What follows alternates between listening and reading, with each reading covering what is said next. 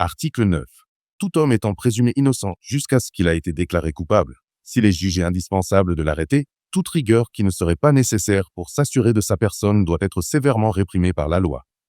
Article 10. Nul ne doit être inquiété pour ses opinions, même religieuses, pourvu que leurs manifestations ne troublent pas l'ordre public établi par la loi. Article 11.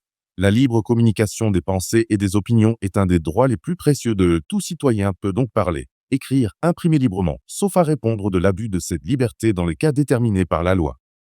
Article 12. La garantie des droits de l'homme et du citoyen nécessite une force publique.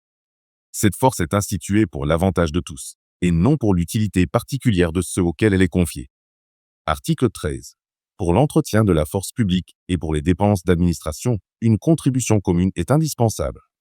Elle doit être également répartie entre tous les citoyens en raison de leurs facultés. Article 14. Tous les citoyens ont le droit de constater, par eux-mêmes ou par leurs représentants, la nécessité de la contribution publique, de la consentir librement, d'en suivre l'emploi et d'en déterminer la quotité, l'assiette, le recouvrement et la durée. Article 15. La société a le droit de demander compte à tout agent public de son administration. Article 16. Toute société dans laquelle la garantie des droits n'est pas assurée, ni la séparation des pouvoirs déterminée, n'a point de constitution.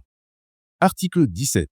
La propriété étant un droit inviolable et sacré, nul ne peut être privé, si ce n'est lorsque la nécessité publique, légalement constatée, l'exige évidemment, et sous la condition d'une juste et préalable indemnité.